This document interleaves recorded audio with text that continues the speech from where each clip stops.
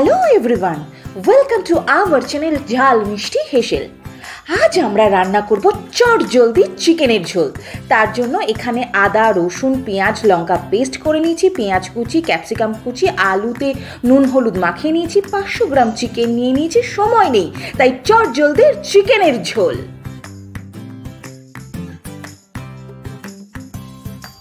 চট জলদি চিকেনের ঝোল বানানোর জন্য আমরা এখানে কড়াইটা প্রথমে গরম করে নিয়েছি। তারপরে সর্ষের তেল দিয়ে সর্ষের তেলটা একটু গরম হলে নুন হলুদ মাখানো আলুগুলোকে আমরা এর মধ্যে ছেড়ে দেব। তারপরে অল্প করে ফ্লেমটা দিয়ে আমরা এখানে আলুগুলোকে ভালো করে এপিট ওপিট ভেজে নেব। তারপরে হালকা ভাজা হয়ে গেলে আমরা এগুলোকে তুলে রেখে দেব। এবার আমরা একটা বোলের মধ্যে 500 গ্রাম চিকেন নিচ্ছি। তারপরে প্রথমে দিয়ে দিলাম হলুদ গুঁড়ো, ধনে গুঁড়ো, জিরে গুঁড়ো, তারপরে দিয়ে দিলাম অল্প একটু লঙ্কার গুঁড়ো, তারপরে দিয়ে দিলাম স্বাদ মতো লবণ, তারপরে দিয়ে দেব অর্ধেক পেঁয়াজ কুচি, আর অর্ধেকটা পেঁয়াজ কুচি আমরা রেখে দিয়েছি। এরপরে দিয়ে দেব এর মধ্যে আদা, রসুন আর একটা পেঁয়াজ আর লঙ্কার যে পেস্টটা করেছিলাম সেই পেস্টটা, আর ডুমডুম করে রাখা টমেটো কুচি। তারপরে দিয়ে দেব একদম গরম মশলা গুঁড়ো। তারপরে সর্বশেষ, যা ছাড়া রান্নাই হয় না, সর্ষের তেল। এবার সব কিছু দিয়ে ভালো করে আমরা এটা ম্যারিনেট করে নেব। এমনভাবে ম্যারিনেট করব যেন ম্যারিনেটের মধ্যেই অর্ধেক রান্না হয়ে যায়। বিশ্বাস করুন, ম্যারিনেটের সময় না এত সুন্দর একটা গন্ধ বেরোবে, খুব ভালো লাগবে। এবার কড়াইটা গরম হলে অল্প একটু সর্ষের তেল দিলাম। এবার তেলটা গরম হলে ওর মধ্যে আমি গোটা গরম মশলা দিয়ে দিলাম। এর মধ্যে আমি দারচিনি, লবঙ্গ, এলাচ, একটা স্টার ফল আর একটা তেজপাতা ছুঁড়ে দিয়ে দিয়েছি। এরপরে ক্যাপসিকাম কুচি আর পেঁয়াজ কুচিটা এর মধ্যে দিয়ে দিলাম। আমি মিডিয়াম আঁচে করে এবার সমস্ত জিনিসগুলোকে ভালো করে ভেজে নেব।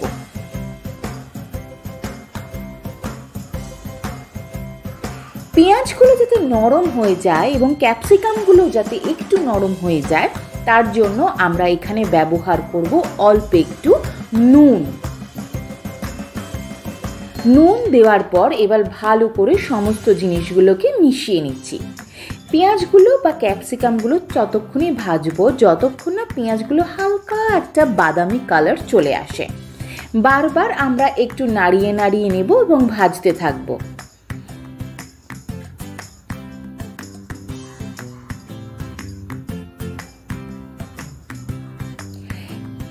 এবার পেঁয়াজগুলো নরম হয়ে গেলে এর মধ্যে আমরা একে একে জিনিসগুলো দিয়ে দেব। এখানে পেঁয়াজগুলো নরম হয়ে গেছে। এবার ম্যারিনেট করা যে মাংসটা ছিল সেই মাংসটা আমি এর মধ্যে দিয়ে দিলাম।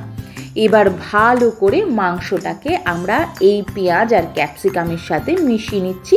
ফ্লেমটাকে একদম লো করে দিয়েছি।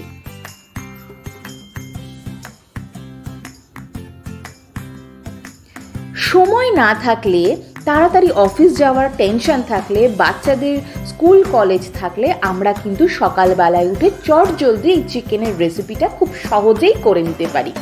এক তুড়িতে হয়ে যাবে, বেশি সময়ও লাগবে না, খাটনিও কম, আর খাবারটাও হবে ভীষণ সুস্বাদু এবং স্বাস্থ্যকর, যেহেতু তেল কম। এবার ভালো করে কষে যাওয়ার জন্য আমি আলুগুলো ভাজা যে আলুগুলো তুলে রেখেছিলাম সেগুলো চিকেনের মধ্যে দিয়ে এবার ভালো করে আমি কষাবো। মাংসটা এবং আলুগুলো আমি যখন কষাচ্ছিলাম আমি কিন্তু মিডিয়াম টু লো ফ্লেম করেই কষাচ্ছিলাম। এরকম চিকেনের ঝোল বা এরকম চিকেনের গন্ধ মনটা যেন আহা কি ভালো করে দেয়। সকালবেলা উঠে যদি একটা চিকেনের গন্ধ পাওয়া যায় না, সারাটা দিন যেন খুব ভালো যায়, তাই না? আমরা মাঝে মাঝেই এটাকে নাড়াবো যাতে লেগে না যায়।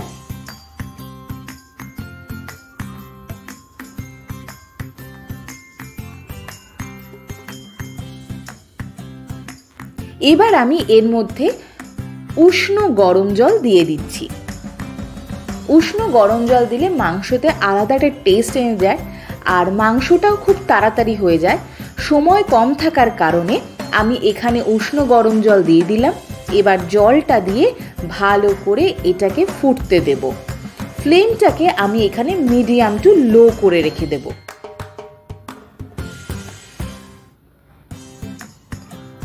এবার মাংসের ঝোলটা যখন ফুটতে শুরু করবে, উপর থেকে আমি অল্প একটু গরম মশলা গুঁড়ো ছড়িয়ে সেটাকে ভালো করে আবার একটু মিশিয়ে নিচ্ছি।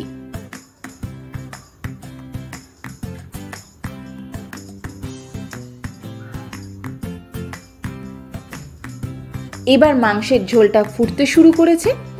একদম লোতে করে আমি মাংসের ঝোলটা রান্না করছি। এরপরে দিয়ে দেব অল্প একটু চিনি, জাস্ট রান্নাটা ব্যালেন্সের জন্য। এবার ভালো করে চিনিটা মিশিয়ে নেব। এত সুন্দর গন্ধ, পাশের বাড়ির লোকেরা এসে দেখবেন নক করে বলবে কি রান্না হলো আজকে।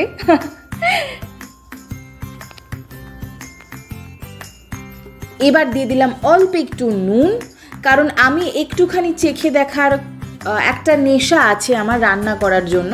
দেখলাম নুনটা একটু কম হয়েছিল, তাই অল্প একটু নুন দিলাম ঝোলের মধ্যে। নুনটাকে মেল্ট হবার জাস্ট টাইম দিচ্ছি। এরপরে আমরা ফ্লেমটাকে বন্ধ করার আগে আমরা এর মধ্যে দিয়ে দিলাম আর একটু গুঁড়ো গরম মশলা। গরম মশলাটাকে ভালো করে মিশিয়ে নিচ্ছি। আমাদের কিন্তু চটজলদি চিকেনের ঝোল রেডি হয়ে গেছে।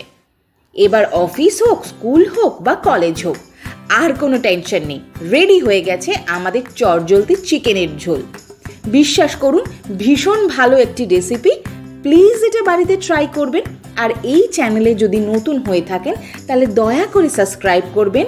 সবাইকে ভালো রাখবেন, সর্বোপরি নিজে ভালো থাকবেন। Bye bye.